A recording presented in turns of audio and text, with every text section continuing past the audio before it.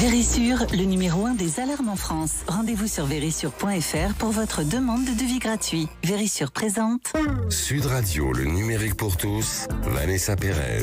Bonjour et bienvenue dans le numérique pour tous, l'émission dédiée au digital, à l'innovation et à la tech responsable.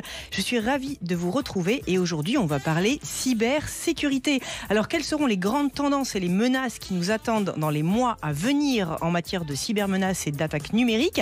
Quels sont les principaux défis auxquels la France est confrontée et comment se protéger et finalement sommes-nous bien protégés? C'est ce que nous tenterons de comprendre avec nos invités et aujourd'hui nous aurons le plaisir de vous partager la météo de la cybersécurité.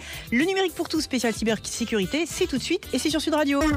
Sud Radio, le numérique pour tous, Vanessa Pérez. Et tout de suite dans le numérique pour tous spécial cybersécurité, le bulletin météo cybersécurité de Florent Curté, auteur du livre Hack-moi si tu peux. Bon Florent, bonjour. Vous allez nous parler d'une météo en cette rentrée qui est quand même placée sous le signe de tempête d'emails, de SMS frauduleux, mais aussi d'orages numériques liés à la déferlante de l'intelligence artificielle.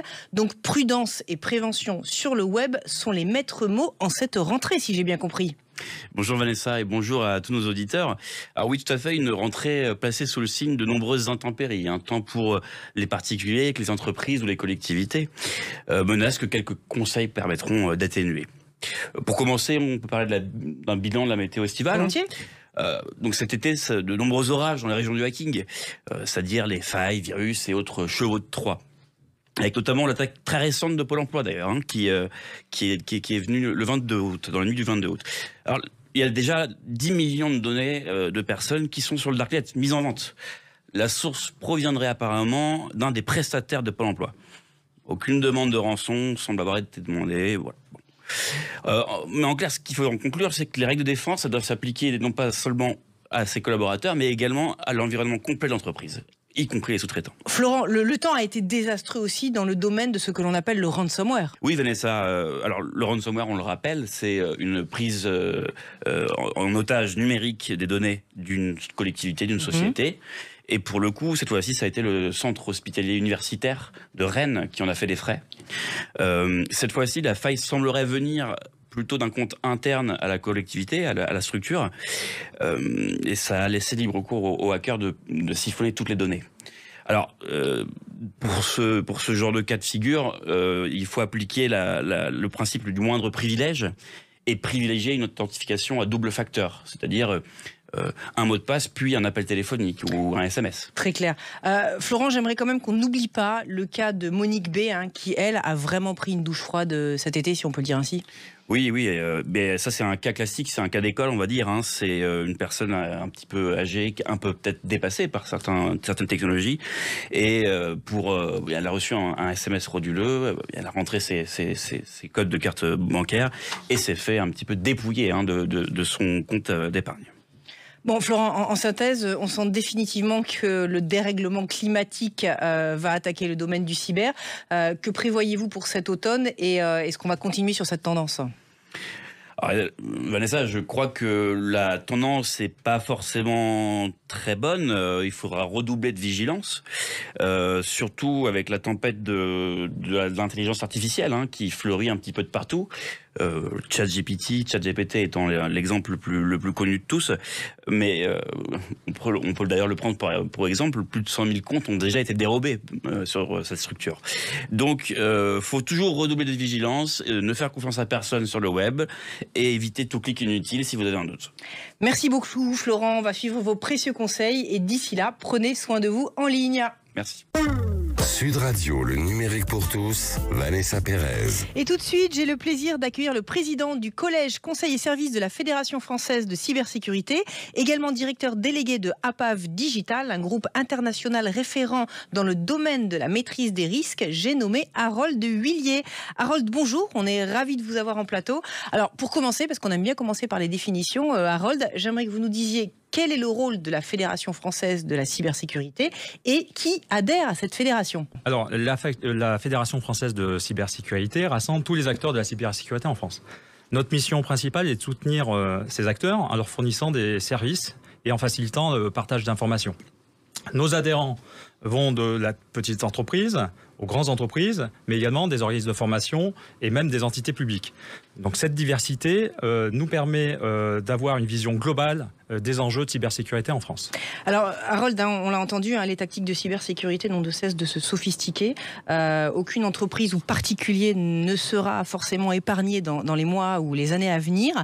Est-ce que les Français en sont vraiment conscients ? Alors, malgré la surmédiatisation autour de toutes ces attaques cybersécurité, et malgré toutes les actions qui ont pu être menées par les institutionnels, ce qu'on constate, c'est qu'encore, il y a encore un peu de travail, si je puis dire.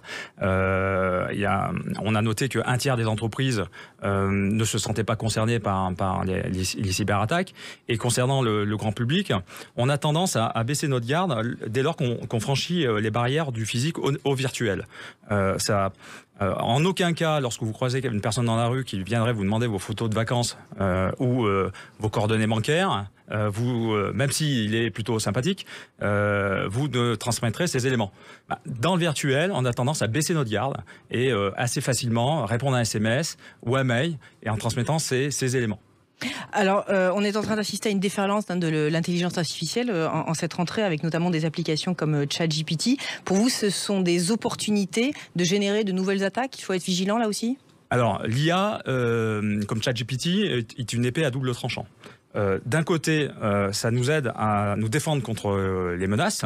On l'utilise déjà notamment pour détecter les activités suspectes. On utilise également l'IA pour tester la robustesse de nos systèmes.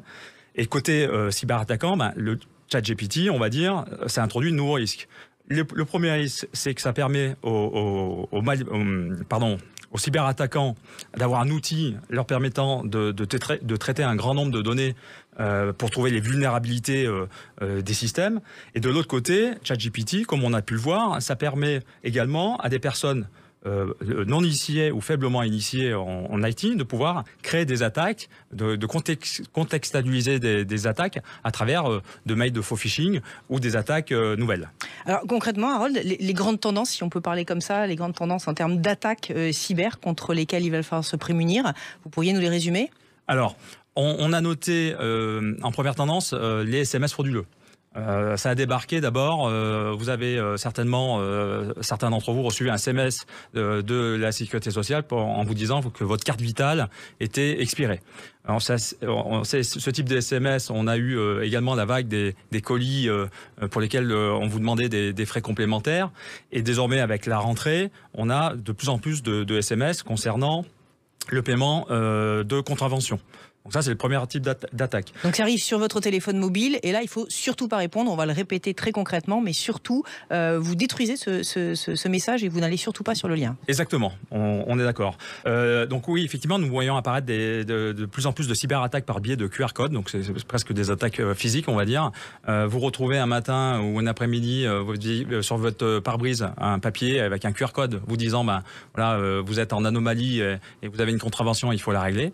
Donc le système de QR code échappe au système de sécurité et vous envoie sur des sites pirates vous demandant vos coordonnées bancaires. Ah oui, donc là il faut revenir à la source et aller sur son portail internet, sur soit-amende.gouv, mais oui, surtout ne pas cliquer sur le QR code. Exactement.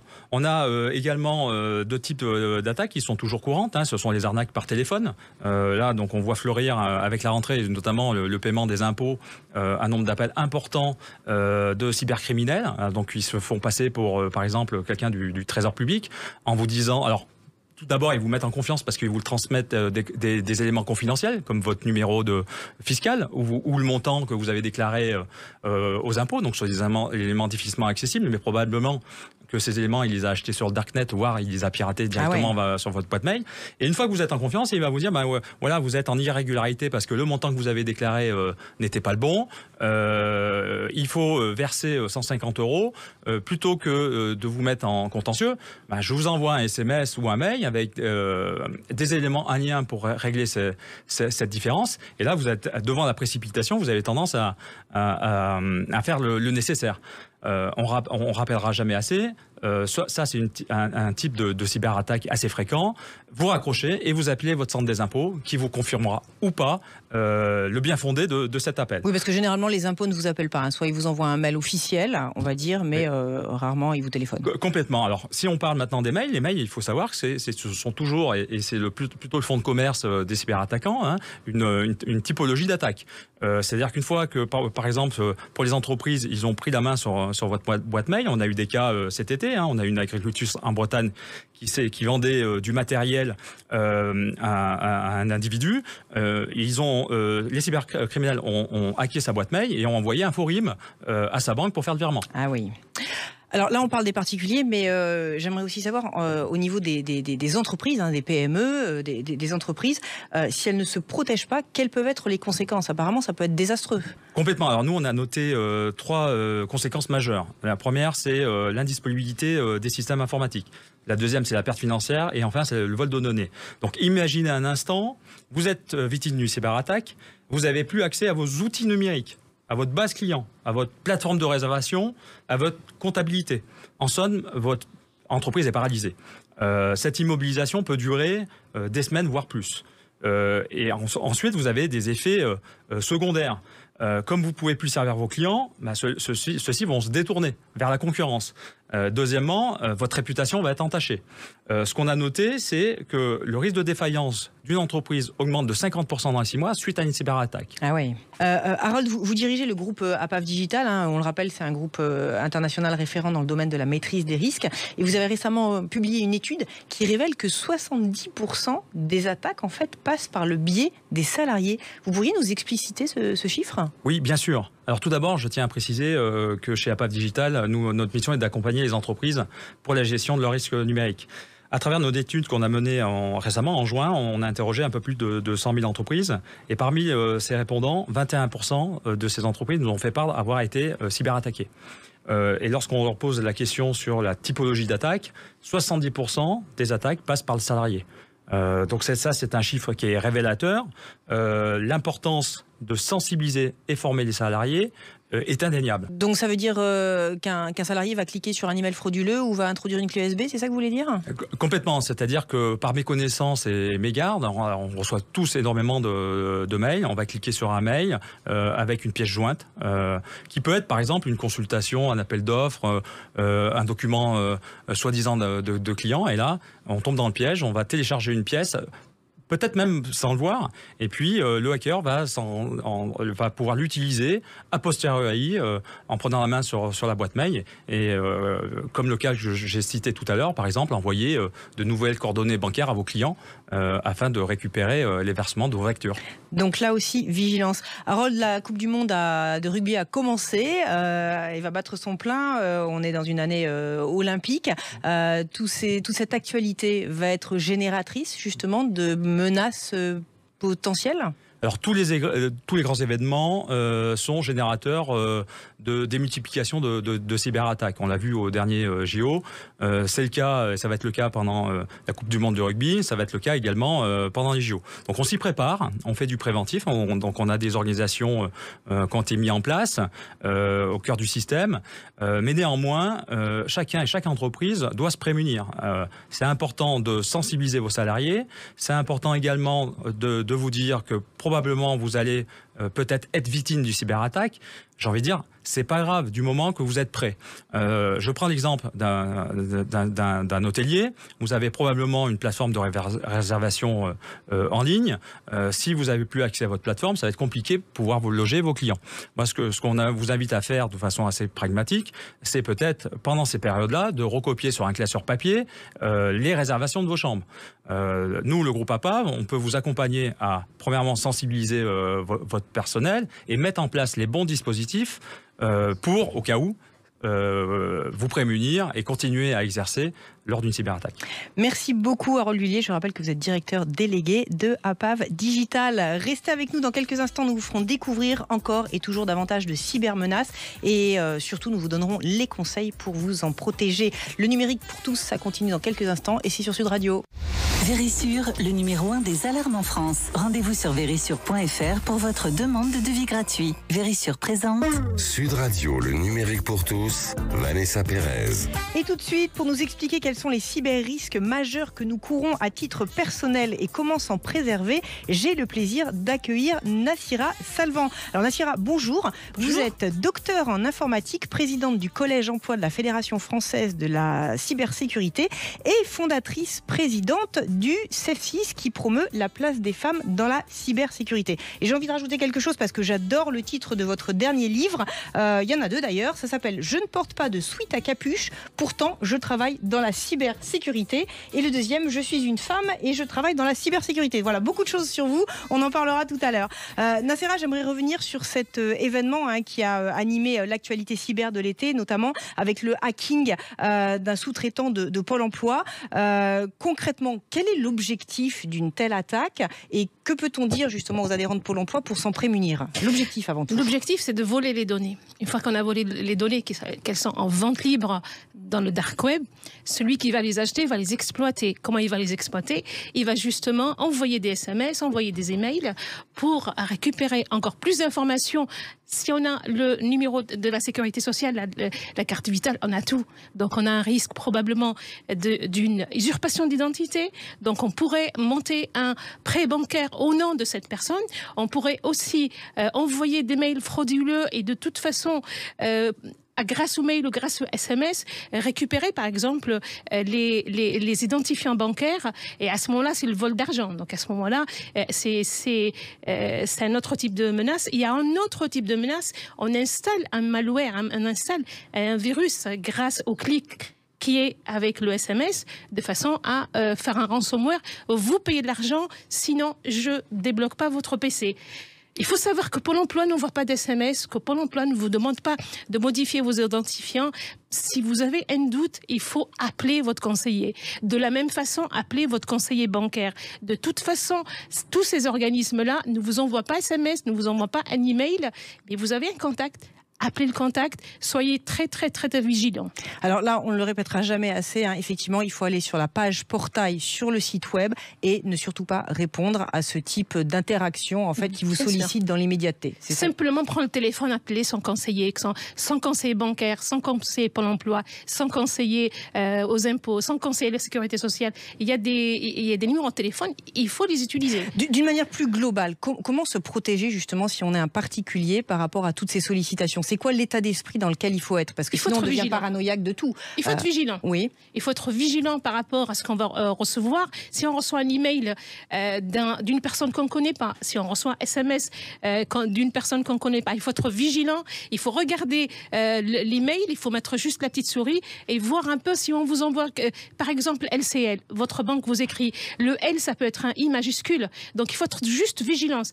Un peu de vigilance, un peu aussi, il faut aussi pas de se former, mais il y a ce qu'il faut en termes de sensibilisation sur les réseaux sociaux, aller chercher cette sensibilisation, mais surtout la vigilance avant d'ouvrir quelconque pièce attachée, avant de cliquer sur n'importe quel SMS, avant d'ouvrir n'importe quel email. Je crois qu'on l'a bien compris, mais je vous parlais justement des réseaux sociaux, et là j'aimerais vous amener sur la cible des jeunes, parce que les jeunes sont aussi excessivement exposés, parce que c'est ceux qui consomment énormément de réseaux sociaux, notamment TikTok.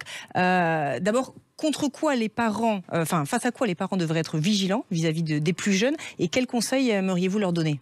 Alors, il faut savoir aujourd'hui, 6 Français sur 10, d'après les dernières statistiques, sont sur les réseaux sociaux. Sur les réseaux sociaux, tels Facebook, TikTok ou autres, on laisse des informations. On va laisser des informations sur nous, les enfants. D'ailleurs, sur TikTok, on est en train de dire l'application n'accepte que les enfants de plus de 12 ans. Non, il n'y a pas de contrôle. Donc les enfants vont sur ces sites, vont laisser un like, vont se connecter à un compte, et par la suite, les malveillants vont récupérer ces informations. D'abord pour le cyberharcèlement, c'est très très important de savoir que le cyberharcèlement, on passe par ces outils-là. Et la deuxième chose, les enfants tout petits sont, une fois qu'ils sont sur Internet, sont confrontés à tout type de violence. Donc, il faut être vigilant. C'est le problème. La cybersécurité, c'est l'affaire de tous. L'affaire de l'État, l'affaire de l'école, l'affaire des parents. Et donc, il faudrait que nous tous, on soit vigilants par rapport à l'usage de ces réseaux sociaux par nos enfants. Et ça passe que par l'éducation et par la sensibilisation. Les enfants comprennent, on leur explique tout simplement pourquoi ne pas laisser ta photo ou ne pas laisser des informations sur toi sur les réseaux sociaux. Ils comprennent. Donc on passe par la pédagogie, l'information, l'éducation et la sensibilisation. Alors, on a un nouveau ministre au niveau de l'éducation nationale, Gabriel Attal, mais aussi le député Paul Midi, député qui est très impliqué dans les sujets du numérique. Qui ont entamé une action assez concrète. Quelles seraient pour vous les priorités justement à gérer en termes d'éducation si les pouvoirs publics s'emparent justement de ce sujet? L'éducation numérique. L'éducation numérique. Parce que tout petits, ils naissent avec un smartphone et une tablette à la main. Ils vont apprendre à utiliser ces outils avant d'apprendre à lire et à écrire. Donc, l'éducation nationale s'empare du sujet. Il faut que l'éducation nationale s'empare du sujet. Ça fait des années que je le répète, j'ai rencontré trois ministres de l'éducation nationale. Comment on lui explique le bonhomme est rouge, tu t'arrêtes, bonhomme est vert, tu traverses. C'est des réflexes. Et là, c'est pareil. Il faut qu'on explique quelle est l'hygiène d'éducation numérique pour les enfants dès tout petits. Les réflexes vont arriver et c'est comme ça qu'on prépare des salariés de demain ou une population de demain cyber. Donc une programmation dès le plus jeune âge et une sensibilisation dès le plus jeune âge. Effectivement, c'est très important. Alors, j'aimerais parler de votre autre casquette. Vous êtes présidente de l'association CEF6 qui promeut la place des femmes dans la cybersécurité. Quelle est la mission de cette association et pourquoi il y a une nécessité justement? C'est un secteur qui ne les intéresse pas ou alors c'est un secteur qui n'est pas assez visible et qui fait que ça ne suscite pas des vocations? Alors, cette filière, la cybersécurité, c'est d'abord avant tout une filière. On est là pour protéger autrui. Sauf qu'elle est mal connue et mal jugée. Donc, si vous tapez cybersécurité sur Google, vous avez le suite à capuche, donc très très vite. Donc là, comme tout le numérique, il y a quand même cette problématique de penser que c'est technique. Oui, il y a de la technique, mais il n'y a pas tout. Mais il faut savoir qu'on est quelque part les médecins de la toile. Donc on est là pour protéger les autres. Et cette filière, quand même, aux nombreux enjeux, comme on vient de voir, l'explosion des cybermenaces, il n'y a pas assez de profils, il n'y a pas assez d'experts. Aujourd'hui, il y a un déficit de 3,5 millions d'experts. Et les femmes sont peu nombreuses, les femmes à peine 10%. Donc, à travers l'association que j'ai créée en 2016, c'est de dire la cybersécurité, elle est ouverte aussi pour vous, mesdames. Vous pouvez aussi exercer ces métiers, être passionné, parce que vous êtes au service d'autrui, de l'entreprise, du particulier, mais aussi de l'État. Et là, on ne forme pas assez. Donc ça veut dire que dès le plus jeune âge, les parents devraient quelque part déconditionner et arrêter d'avoir dans l'esprit que ça ne fait que pour les hommes. Mais en fait, il y a des filières et elles sont très accessibles. En fait, les écoles sont accessibles aux femmes. Bien sûr. Mais ça m'est arrivé à moi-même quand je participais dans l'école où étaient scolarisés mes enfants au forum de l'orientation, où une fille me dit « Papa, je veux savoir ce que dit la dame de la cybersécurité. » Je lui dis « Non, ma chérie, c'est pas pour toi, c'est le métier des hackers, c'est pour les hommes. » Donc je lui dis d'abord, ça se voit que je suis pas un homme. Et puis c'est un métier passionnant parce qu'on va aider les autres. Et donc là, l'association, aujourd'hui, compte quand même plus que 500 adhérents. On a plusieurs actions concrètes pour former, pour sensibiliser. Et aussi, on organise, d'ailleurs, c'est aujourd'hui l'annonce de la 4e édition du Trophée européen de la femme cyber, pour mettre en lumière les femmes de la filière et attirer ainsi plus de jeunes filles, mais aussi plus de jeunes de façon globale. Merci beaucoup Nassira, je rappelle le nom et vous pouvez aller sur le site de l'association, donc CEFCYS, CEF6, l'association qui promeut la place des femmes dans la cybersécurité. Harold, le mot de la fin, quand j'écoute toutes ces informations, nos données elles sont partout, avec un espace qui n'a plus de frontières. N'y aurait-il pas une pertinence à avoir un cloud numérique justement pour commencer à réfléchir à une véritable protection et reformer des frontières qui soient bénéfiques pour tous ? Complètement, c'est un enjeu stratégique pour la France d'avoir un cloud souverain localisé en France où on maîtrise la sécurité de nos données. Ça nous permet également de rester compétitifs et innovateurs sur tous les sujets de nouvelles technologies comme l'IA. Ça nous permet également d'être autonomes. On parle beaucoup des énergies. Le cloud souverain demain, c'est l'énergie du futur, si je puis dire. Donc c'est important d'être autonome. Et enfin, c'est un impact économique fort pour nos entreprises de se développer au sein de ces clubs. Merci beaucoup Harold Huillier pour votre éclairage et merci également Nassira Salvan. Le numérique pour tous, c'est fini pour aujourd'hui et pour prolonger la discussion, on se retrouve sur vos réseaux sociaux préférés, mais vigilance, c'est ce qu'on a bien compris aujourd'hui. Je vous souhaite une excellente fin de week-end et je vous dis à la semaine prochaine. Avec Vérissure, le numéro 1 des alarmes en France. Rendez-vous sur vérissure.fr pour votre demande de devis gratuit.